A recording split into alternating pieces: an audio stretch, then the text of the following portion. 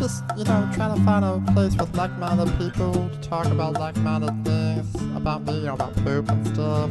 Hey, Poopy, how you doing? Hey, Poopy, how you doing? Oh man, what's this right here? Is this a podcast about poop? And now, the Hey Poopy podcast with Dave and Ellen. I just had to pee mid-podcast, and it ended up having to poo, and I used the UnderCover Poo. You did? I did. That was the fastest. It was a tiny poo. It was like a little nugget. And it was your little unicorn, like no push, no wipe type thing? Yes. Well, Yeah. no, I did wipe, and then I had to use the tushy. Oh, yeah, the tushy. But I was like, it was this tiny little nugget, and I was like, whoa, I got to cover it up with the UnderCover Poo. Damn. So we're testing live. And then we start walking down a block, and I see something in the distance, and I wasn't sure if it was like a mirage, like in a Bugs Bunny fucking cartoon. I saw something in the distance that was a building that was on a block of a park, and I'm like, oh, that's got to be a public bathroom. So again, I've never been to Europe before, so I saw walking over there. There's a little line. There's like two people ahead of me. And I know you guys have touched on this on one of the other podcasts or something, but I got over to it and it was a public bathroom. So I'm like, awesome, this is great. So I wait online. There's two or three ladies ahead of me. They go. The moment they come out, I wasn't noticing what was happening as they were coming out, but people were coming out, and it was one of those self-cleaning bathrooms, which I had never even heard of before. Yeah. So I'm waiting. The lady comes out, the door closes. I'm like, what the fuck? I gotta go. The door opens, and as the door opens, kind of like Indiana Jones when he slides under that thing, I just like slide through the door as it's open, like because I had to go immediately. And the door closes behind me, and I sit down. It was awful. It may have been. Yeah, exactly. It may have been one of the worst ones I've ever taken. So, all right. So some French food got you. Exactly. I don't even remember what we stopped. I ate like French fries, which is not even like French, whatever. Anyway. Pommes frites. Yeah. Pommes frites. So, all right. So Naomi's sitting on a bench outside, and I go, and I'm sitting on a toilet. Now I'm going. There were people behind me, but I'm like, they got to wait till I'm done. Now, I know nothing about these bathrooms, so I'm sitting there, and I don't know how to flush. And I'm going to try to explain it so the listeners could understand, but it's easier visually to explain it. But so I'm sitting there, and next to me is a button, and I'm like, that's the flushing button. It's got to be. Right, there's no other buttons here. There was nothing on the toilet behind me. I checked. So I pressed the button. The fucking door starts opening. Now, the door is opening. All right, I'm sorry. The door is opening. The door is opening in the back. Is to my left. Okay. Right next to me, but the door is opening away from me. So I didn't know what to do. So I grabbed the door, and I grab it with one hand, and it's like a mechanical door. I can't stop it. Yeah. So I grab it with the other hand, and now it's pulling me off the toilet. And everybody on the line can see me. So I immediately didn't know what to do. I just sat back down because I don't want them seeing me fucking naked and stuff. So I just sit down, and I'm sitting there now. That people just looking at me. I'm sitting on a toilet, and what's up? Hey! I did neither one of those things. Oh my god! So I just sat there, and I was like, I don't want. You were courtesy flushing, right? Yeah. All right. Another thing. I know it's funny. Dave is crying. He's laughing so hard. No, it's hilarious. Going back, it's hilarious. Then it was not funny, Yeah, but I'm sure. so I flushed, whatever it was, whatever I ended up doing. Yeah, I flushed, I think, and then I pressed the button, and that's when the door started opening. So now I'm sitting there, and I'm like, now I got to wipe, but everyone's looking at me, so I didn't know what to do. So this is like a horror movie. It was. It was like Saw, fucking the original, 0. So I didn't know what to do, so I got up against the wall so they couldn't see me, kind of like with my back to the wall, and I'm like reaching, trying to pull the door back, nothing works. Now, people like looking at me, obviously. There are people laughing. And I wasn't like embarrassed. Like, I didn't care they were laughing, but I was just like, this is weird. So, like, I sat back down, and then I'm like, I have to come up with a game plan. So I just like, there was nothing else I could do. So I just like tried to clean myself as much as I could, but there wasn't really a lot of toilet paper. Oh, so my God. I got a couple of wipes in. Oh. And so everyone's looking. I just pulled my pants up. I still had shit on me. Oh, God. And I walk out of the bathroom.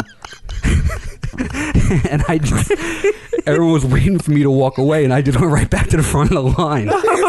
Oh, as you should. I would have done the same thing. Yeah. So the door closes, and I realized, I'm like, oh, it's cleaning. This is like a self-cleaning bathroom. Well, so it answers that question from the Cheeky episode. We were talking about the self-cleaning bathrooms. It takes forever. But Yeah. when you have to go, it's like an eternity. no, it's even longer when you have shit on yourself and you're waiting for it. Oh yeah. Yeah, so I stood there on the line. It self-started. It cleaned. And then the door opened. The lady went to go walk in front of me. I put my arm right in front of her. I said, I ain't done. Round 2, motherfucker. And one of my favorite stories is your tree story. Oh, the poop tree. Oh, you have to tell it. All right, so I'm not really sure how old I was. I think maybe 4 or 5. And I would leave the house and poop out of my neighbor's tree.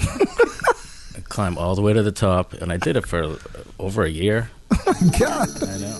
Elmhurst is a hospital, a public hospital like Bellevue. So, it was filthy. In fact, this goes with the podcast. There was a poop in the hallway, in the stairwell, when I worked there. And I shit you not, that poop was there. That poop was there for a year and a half. No. Now, bidets, on the other hand, when American soldiers went to Europe and they fought in World War II, they would see bidets in French brothels because they would go to French brothels and they would see them in these sexual contexts. And when they came back to puritanical America, they were like, we were never in brothels. We think bidets are sexual and bad for puritanical American mindset. We think it's terrible. And so it really was married to this over-sexualization of something that was ubiquitous all over Europe at the time, especially in France. But because the French soldiers saw it in brothels, they made that association and basically shunned it and stigmatized it. And so that is really one of the main cultural reasons why Americans have adopted the bidet. It's wild when you so actually crazy. understand It's so stupid too. it's so stupid. Oh, it makes so much sense. Well, it makes also sense, like, because of all we're- ridiculous patriarchy. in this country. And the puritanical, the patriarchy, all the things that were used to keep women down, to keep everyone down, is to use sex as a chokehold, as a sort of a political move. Yeah. I also, one time we were stuck in traffic getting through the Lincoln Tunnel. This is we were maybe in our 20s or something. And we had gotten pizza for the road, and we ate the whole pie. And I've always pizza is a pretty surefire way. It's a one-way road to the bathroom. And so we'd been in the traffic for maybe 45 minutes, and I had to take a shit the whole time. And we'd moved a quarter of a mile, and he was like, dude, just go. It's okay, just go. So I was sitting in the passenger seat, and I opened up the pizza box underneath it, and I reclined the back of the chair and spun around and put my legs up on the headrest and just put my ass out over the pizza box and just took a shit in the pizza box. He's such a good friend.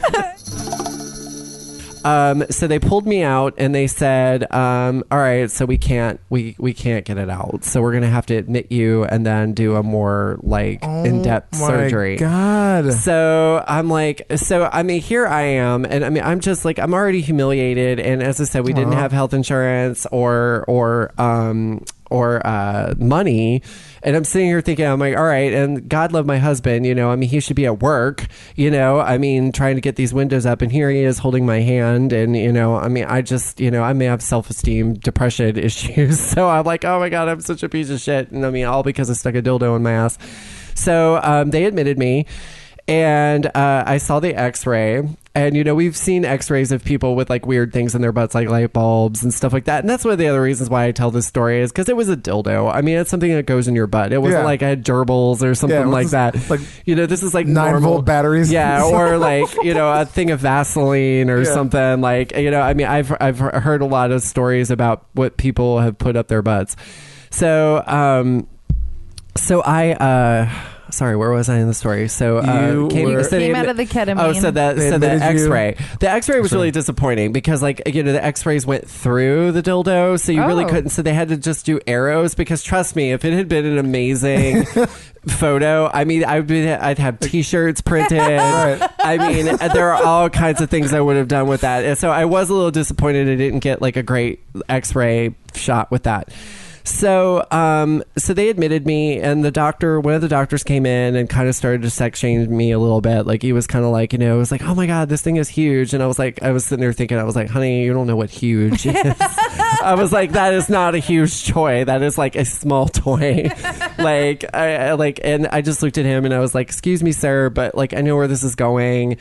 I've already figured this out. I'm not a stupid person. So I was like, I don't need you to come in here when I'm already in this like vulnerable place and tell me that I shouldn't have done this. Like, I get it. And he backed off immediately. But, and in his defense, I mean, I think that they do have to do that because, you know, some people don't know better.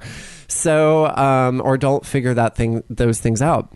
So so the next day we had to do a surgery, and they told me they were going to go in, you know, through my butt. And if they couldn't get it out there, that they were going to have to cut me open. And then I was going to have a colostomy bag for a couple months.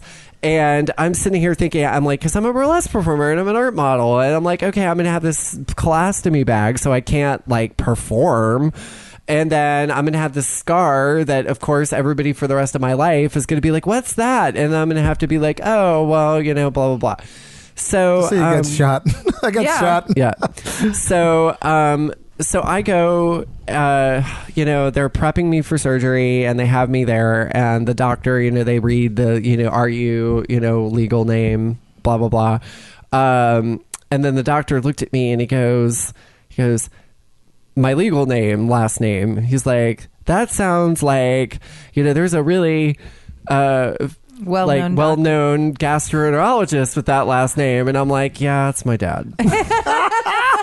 Oh, this gets better and better. So, I mean, I'm about to go under, but he's like fanning out on your dad. It did actually make me feel better because it's like, my dad is not the best person in the world, but my dad is an amazing physician. And so it did sort of, you know, that's the sacrifice I think you make as a kid of a doctor sometimes, is that they're not really around. And so sometimes you have to take a step back and be like, you know what, this is for the world. Like, my dad is serving the world. So, I mean, it's like, you know, you have to kind of be a little unselfish about it. So it did sort of comfort me because I was like, okay, this person like knows my dad and respects my dad and is probably a good doctor. So I felt like I was a little bit in better hands, but it was still just like another one. It was like, how much more humiliating can this get? So... So you got your dad on Skype over here in the surgery theater. So the surgery happens. I wake up and I could still feel all the tubes and stuff in my throat. Ooh. And it was so funny because I kind of started panicking because I couldn't breathe. And the nurse came over. She's like, nope. And she started pulling them out. And then the first thing I asked her, I was like, did you have to cut me open? And she said no. And I burst into tears and I was like, good, thank you. I'm so glad. I'm so grateful. Were you able to get it out? Yes. And then, so about 5 minutes later, this little Asian nurse comes over, and I think English was not her first language. And she comes up and she goes, so at this point they were calling the dildo the foreign object. So she was like, so what do you want us to do with the foreign object? And I'm like, could you wash it off and give it back to me? Are you serious? Yes. Dildos are expensive. They are expensive. Well, I was diagnosed with Lyme disease last year, and so I've been through the ringer. Oh, wow. Where I was on 9 months of antibiotics. I may have mentioned this at ButtCon, but so I was on 9 months of antibiotics with all kinds of yeast infections on top of that and supplements. And I stopped the antibiotics in April, and so now I'm just on supplements and other alternative things to help my immune system because basically chronic Lyme is just keep your immune system. But I was telling Natasha. No, or Greg. Yeah. I don't know what his title is here. Greg is my everything. He's your he's in charge of my whole entire world. So I met you at ButtCon, but I knew of you through Greg because we have a mutual friend. And so Greg, who works with you, I was telling him, I was like, I had hemorrhoids right after I was done 9 months of antibiotics. And I went to my primary care physician and I knew they were inside more than just, as I've had outside ones before. And I told her and she goes, no, there's no such thing as inside hemorrhoids. And I was like, well, what? I was like, you can Google that. And I was like, I'm no doctor. I was like, I think I need to see a specialist. So I went and saw a proctologist who was absolutely lovely. And she was like, I'm going to look at your butthole right now. And just so you know, I see buttholes all day. And I'm not going to remember yours because yours isn't special. And I was like, I kind of liked that answer because I was yours like. Yours is very ordinary. Yeah, yours I've seen special assholes before. I would love to hear all about that. You're like, oh my God. But she told me about banding. And like how she was like, your hemorrhoids aren't that bad. Here's a cream that ended up costing me so much money because my insurance is such bullshit. But she was like, do the cream. If it's still bad, then we can ban them or we can surgically remove them. But they're not that bad. So the cream ended up doing what it needed to do. And a couple episodes back then, I brought up the banding because I didn't even know there was such a thing called hemorrhoid banding. It's like rubber bands right on your hole. Yeah. I do a lot of Botox work. Yeah, you were talking about that at ButtCon. Yeah, so like, a lot of people, well, first off, I think it helps so much from a surgery perspective post-operatively. So like we were saying before, if you have hemorrhoids or tears, your ass stays really tight. It's the same thing surgically, right? If I'm going to cut your ass, it's going to spasm. Yeah, of course. And so using Botox allows the pressures to be so it just sort of freezes. Does it stop the contractions almost? Exactly. And there's 3 sets of muscles that are there. I mean, there's more, but 3 major sets in the sphincter that keeps it together. One of those is involuntary, and then the other you can kind of wink and move. Like, do it now. Can you do it? Yeah, you wink. I'm winking. It's like a Kegel. It's like ding. It's if like I have a little sound effect. It's like ding. Yeah, you used to work a lot of stuff. Where is the sound effect? I'll put that in post. Oh, okay, good. So, with that being said, the inner muscle is the one that goes into spasm that you can't have control over. So, giving Botox into that muscle allows for relaxation, so that when you're taking a shit, you can now fully relax. But I do a lot of that work with people that are too tight. Yeah. So a lot of the questions that people, when they're sitting here in this office that you're in, I ask them, sexual questions and we talk about where they want to go. But a lot of it is a mental of like, where are you mentally? Because physically you may not necessarily be able to engage anally, but mentally you may be like, I want cock in my ass all day long, right? And so how do I kind of bridge that gap? And some of the people just need some relaxation. We have a great physical therapist here in the office, and he really works on pelvic floor plus anal work. With that, plus or minus, depending upon whether or not I need to add Botox to allow for relaxation. And we put you on like a dilating protocol of stretching and really working that muscle. Wait, we should actually just rewind for a second. And if there's any listener out there who doesn't know what a colonic is, we haven't really explained that. Can you explain? Yes. I mean, Dave and I have done it, but maybe there are listeners that like what is a colonic? Yeah. Give us sort of a little history or background. That is true, about because also online there's a lot of negative videos on colonic, so it's actually good to talk about that. So a colonic is basically about 45 minutes long, and we do a full intake on someone, so we understand what your diet is like, what your lifestyle is like, and so forth. And then you come into the room, we would literally have you like stripped down from the waist down. I always empty your bladder before, because we don't want, I do a lot of massaging, we don't want to be like, oh my bladder is full. Yeah. So when you come back, you lay face up, we drape you properly, so it's very, very private. Like I can't tell you what anyone's butthole actually looks like, because I literally do not look. I know where a angle for a man is different from a woman. So for an angle for a man's hole is toward his spine, and for a woman is toward the vagina. So you kind of know which way to angle it. Okay.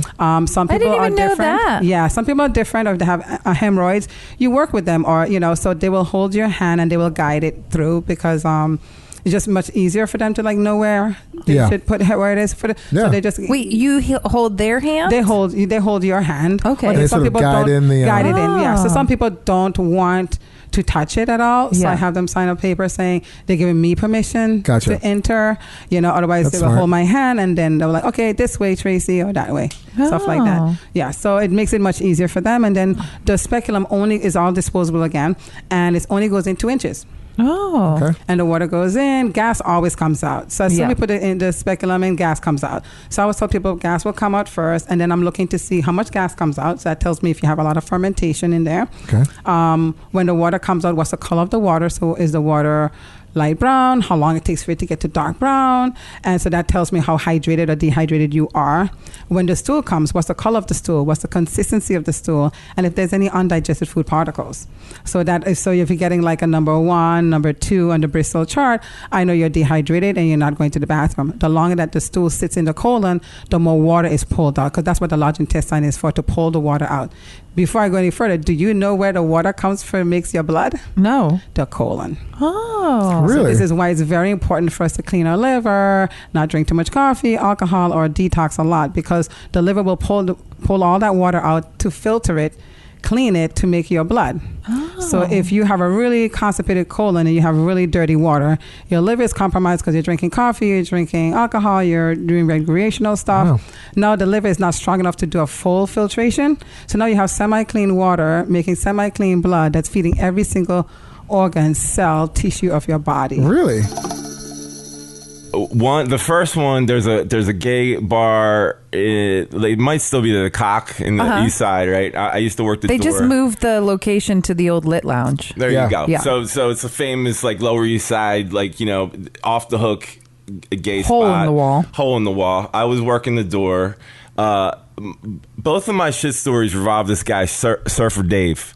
And I don't know if you remember Surfer Dave. He was just like, it's the best name. I love it already. like all I can say is like white boy with dreadlocks, and not like creepy kind, like bed bug dreadlocks. Oh. You know what I'm saying? Do you guys get a picture of Surfer Dave? Yeah. I feel like I knew a bunch of people like Surfer Dave growing up. Exactly. You guys know what I'm talking about. Now I kind of have affection for this guy because he's such the dude that'd be like, oh, there's fucking Surfer Dave. Yeah. Right? I'm working the door. It was like a long fucking night of at the Cock, right? Surfer Dave rolls down the street and he's like, hey man, you want a bump? You look like you. And I'm like, okay. And we see Surfer Dave take a little bump. All of a sudden, eruption happens, right? Like obviously Surfer Dave's coke has been stepped on seriously. Yeah. I'm wearing it's mixed with all the baby and mixed with all the baby laxatives. Oh. Yeah. Yes. So I'm there. I'm like trying to hold it together. I'm at the Cock, and at the time, Toilet Boys were sponsored by this clothing company, Lip Service. So I get all this like kooky looking rock pimp gear. So I had like these fur fucking purple leopard skin pants on, right? And I'm standing there, and the eruption that happened from Surfer Dave's tiniest bump, because I'm not like that guy, so just goes crazy. And I live at the time at 6th Street and 1st Avenue, so I'm basically like 9 blocks away from my house. I start to run. I start sweating and I just run, and everybody's like, what are you doing? I'm like, I don't even bother, because the Cock's just packed full of like crazy gay dudes. It's going off. Yes. So I start running home, and at the time the East Village was like popping at full of people. Everyone I knew, Toilet Boys were like we were at the top of our game. So I couldn't go like usually a block without seeing some motherfucker like, hey. And I'm running, sweating, and people, and like it was just everyone that I knew, the drag queens, like, Sean. I'm like, I'm shitting my pants. I just couldn't. It was coming down my leg. It was like this eruption of shit in furry pants, and furry purple. Fucking, it was amazing. And we lived on the 5th floor walk up. And it was just like I still run into people. It's like, remember I saw you running down the street? Because I was like, I'm shitting my pants. Or like, what's wrong with you, dude? I'm like, I didn't give a fuck. I was so like, in the moment. When you're shitting your pants, nothing else matters. Well, you had to run home because you had to burn those pants. Oh my God. I just took them and threw it. Like, like they were gone. We had a free weekend, so we decided to go to Jordan, me and 3 of my friends. and stay in a hostel and visit Petra and like go to the sort of ancient antiquities, the sites. And I was with my very dear friend, Rachel. And Rachel and I were like best buddies. We like bonded over Cameron, you know, big fan of hers. So we spent all day in Petra in this like ancient city on a day where it was maybe like 113, 115 degrees in the desert. And we each had 2 liters of water when we really should have been drinking around 8. So I didn't know that one of the side effects of dehydration is diarrhea. I find that completely counterintuitive. Yes, agreed. Why would our body jettison the remaining water? We should be like reabsorbing it. It's like everything out. So anyway, so we were walking like up to the high place of sacrifice, and like the sun was setting and it was very beautiful, and we had befriended some like our Bedouin guide, and he was like, oh, let me show you the town where we actually live. This is just like where we work. And so we started walking down the mountain, and it's 600 steps that are carved in this like ancient rock. Wow. So it's amazing. It's such a feat, and it's so beautiful, but it's also not like the best engineering anymore because it's been worn away. Like it's, you know, old rock. So we're gripping onto the side of the mountain as we're walking down the stairs. This is after a full day of being exhausted, dehydrated, like our legs are just rubber. And I noticed that Rachel is tailing, like she's just starting to like recede into the distance as we're heading down the mountain. And I look up at her, and she has that clammy gray sort of Law and Order corpse look that you get when you're about to get sick. And I was like, hey, what is it? And she's like, oh, it's gonna happen. And I was like, okay, what do you want me to do? And she was like, just go. Just walk. Don't look behind you. And it felt so biblical. I felt like Lot's wife, you know what I mean? Like turning into a pillar of salt. I'm like in the, you know, the Fertile Crescent. So as I'm walking down the rock, I hear the sound of this like horrible explosive diarrhea echoing in this ancient sacred valley at dusk. And I was laughing so hard. I was like, this is how I'm going to die, because I'm going to slip off the rocks and fall and break my neck. Or the people walking behind Rachel sure are. Well, at this point, like the site was closed, so it was mostly empty. Oh, sweet. So I was just like waiting, like clinging to the rock, waiting for her to come down.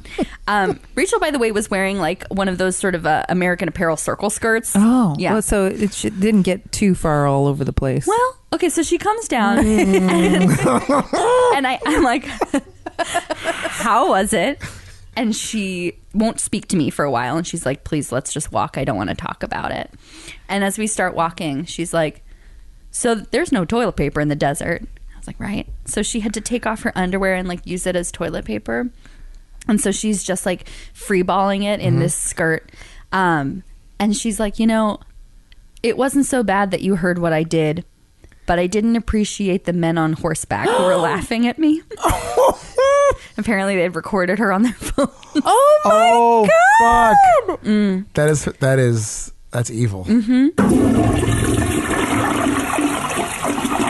So I'm driving him back, and I get to his apartment, and I'm like, oh, brother, I gotta go. But I don't know, you get cocky about your body. I don't know why. Like, I'm just like, yeah. And I'm like, but I'm also like, that's nothing I haven't heard before. I can do it. Even though I know what's happened plenty of times. So I was like, do I go in? I'm double parked. I was like, I can drive home. It's 10 minutes. I'll drive home. Famous last words. As soon as I get to the corner, I was like, oh, shit. And just that, like, oh, no. And I started, like rocking in my seat, you know? Like trying to rock to sleep, you know? Just like, you're like hot and cold at the same time. Oh, sweating and cold, shivering. Sweat. You're like practically bending the steering wheel. You're like, oh my God. Yeah, like sweat's coming out of like all your creases. You like roll down the car window because you're like, the fresh air will make it go away. But it makes you cold too. Yeah. So I'm just going, and I'm like, and then I'm rising out of my seat to like hold it, like to clench. I'm like, come on, get there. And I'm driving down 3rd Ave that turns into like Hamilton. Yeah. I'm driving down there, and I'm like, it's like a 3-lane road too. So I'm like up in my seat. It's hard to drive for some reason when you're raised. Yeah. You look up a little bit. And you're like, I can't see it. I don't know what I'm doing. And I'm like freaking out. I'm like, should I pull over and just like shit under the overpass? Like, and I'm like, but I'm also like, can I stop in like this lane of traffic? There's no place to just stop. And I'm like pulled up, raised up out of the seat, and I'm clenching. And then my body just goes, we can't do it anymore, man. And just like tapped out. The muscles just literally like stopped working. And there was like a 5-second period where I went, oh. And then I just shit my pants. I shit my shorts. Oh my God. Which is very bad. In my wife's car. So I run into the bathroom and I see a little bit of the toilet paper at like the hole going down the toilet, but I don't think I'm like, he must have just like put it in last minute or something, but he doesn't have shit in there. It's just like clear water and a tiny bit of toilet paper towards the very, very bottom. So I like quickly like get on explosive diarrhea. Like it's just like boom, boom, boom coming out of me. But then I feel water touching my butt cheeks. And I'm like, diarrhea water too. Yes. Okay, but I'm thinking to myself, I'm like, no, this can't be real. How's the water this high up? Like, I'm not shitting that much that I'm filling up the bowl. But I'm like, something's wrong. Something's off. There's something touching my butt cheekies. And my butt isn't that big that it hangs like deep down into the toilet bowl. And so I'm like, fucking like, I haven't even really had my coffee yet. Maybe I'm just like losing my mind. So I finally like dump as much as I thought was in my body. I actually went 3 more times that day. Like it was just like you didn't stop and look? No, because it was coming out of me fast and furious. Okay. It was literally like I would have shit my pants. If I was in public, I would have shit my pants. I would have had another story for you. Oh yeah. So I feel something touching, but it's not like fully touching my butt cheeks, but it's enough where it's like a touch, a little. I know. It gets worse. So I get up and I'm like, but I think the water was like going down and coming up and going down while I'm shitting. Yes, exactly. And so it doesn't look that far down. So I'm like, fuck it. I just made a ton of diarrhea. I'm going to go flush. So I go to flush. And as soon as I did, it was like, no. And it went so like fast. Like a geyser? Like almost like a geyser. So it literally went from being real bad, horrible, lots of diarrhea with water in the bowl, to it pouring over. I jumped. Our tub is like right next to the toilet. So I jumped into the tub to get away from the water that's now pouring out of the, like a Niagara Falls out of the toilet. And I oh my God, throw my hand underneath the toilet to turn off the water line because we've learned. Yeah. But literally, I'm turning off the water line and the water's pouring over the toilet, down our bathroom, into the hall, into the kitchen. This is how quickly this happened. Within like seconds, and I start screaming, Gerald!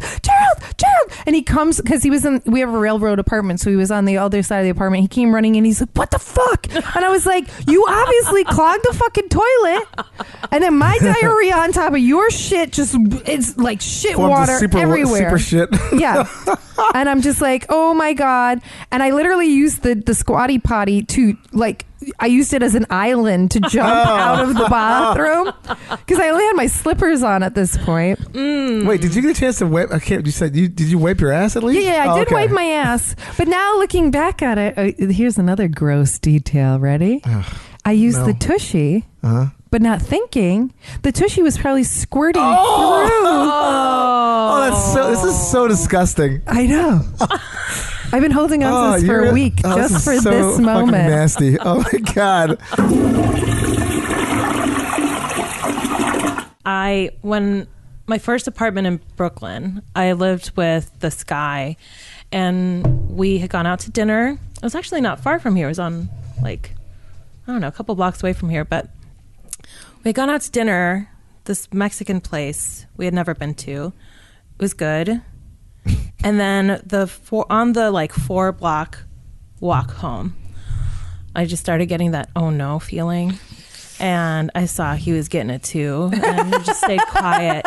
And the You're both second, sweaty next to each other. Yes, the cold sweats and like, be cool.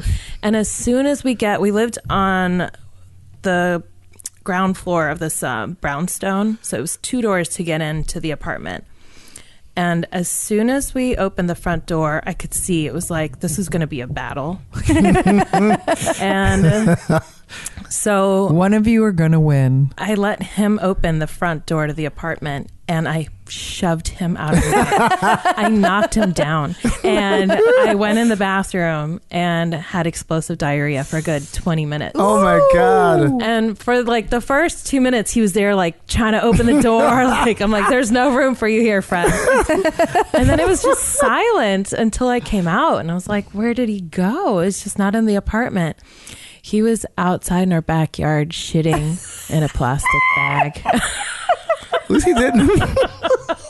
At least he did it in a plastic bag. I know. It was like, wow, look at you being so considerate. Oh my God, that's brilliant. You didn't touch me for the rest of the night. I felt really proud of that. I was like, I won, bitch. The rectal cancer and colon cancer rate for people under the age of 50 is dramatically increasing. Wow. So yeah, so I can even like quote. I want to know. We want to know all of it. Yeah, bring it. Okay. Because like, I mean, I always talk about like things like what if you have to live with a colostomy bag? Like that could have been a possibility with you. Yep. And it's amazing that you don't. So it is. Yeah. It is. So essentially, I was 46 when I was diagnosed. And I knew because when I went to go to the bathroom and I had to poo, I saw some blood in the water. Ooh, sounds like a shark. And I have had hemorrhoids over the course of my life, but I just knew that was not normal. Yeah. Yeah. And it was a different kind of blood because I've had blood from hemorrhoids versus blood from... And that's more like it's blood on the toilet paper. Yeah. It's not in the toilet. Right. Yeah. So, and the reason I knew something was up to the point where I needed to go to the doctor or wanted to is because my mother was a colon cancer survivor of 15 years. Wow. Okay. Yeah. So she lived with a colostomy in the last 15 years of her life. Yep. So as soon as that happened, I thought, heredity, let me go check. And so I had a colonoscopy and I was due. I was sort of right on the edge of being due. It was 45 is when I was supposed to go. Because usually it's 50, but if you have a history, then they usually, family. Exactly. Yeah. So I knew in my head, I was like, oh yeah, I have to go sometime soon. So, there you go. It was like necessity. And the gastroenterologist who did my colonoscopy said, well, it's a good thing you don't have any cancer. And I was able to really get a good biopsy in there, like take out a good chunk for testing. And the whole process for that is just crazy too, because you have to wait like a week, more than a week for your results. And that's, very nail biting. But in any event, what then happened is he said, I'm going to send the results on to a specialist, to make sure, and you're going to go see that specialist. So I go to the specialist and, he says, oh, no. That was not nearly enough tissue. We're going to go in, we're going to do an endoscopy. And I don't even know what all is involved in that, but they're able to take a much bigger sample. Yeah. So they did that and discovered that I actually had stage 3B. Oh my God. Wow. Yeah. Hey everybody, thank you for listening to Hey Poopy with Dave and Ellen. You can listen to us on platforms like iTunes, Google Play, SoundCloud, Spotify, Stitcher, and even YouTube. Subscribe and rate and review and tell all your friends about us. For more info about Hey Poopy, go to heypoopypodcast.com. You'll find great links on our merch. We have some really cool merch, by the way. Shirts, mugs, cards, bags, all kinds of things. If you have any questions, product reviews you would like us to do, just general emails, we just want to say hello. Email us at heypoopypodcast@gmail.com. And you can also go on Instagram and check us out there at heypoopypodcast. You'll see all the fun toilet pics, anything fart and poop related. So if you have any extra submissions you want to, show us, or things that you think are funny, just let us know and we'll post it for you. Theme song by Jordan Perlson. Hey, Poopy. Oh, that one's gross. Very wet. Oh my God. Okay.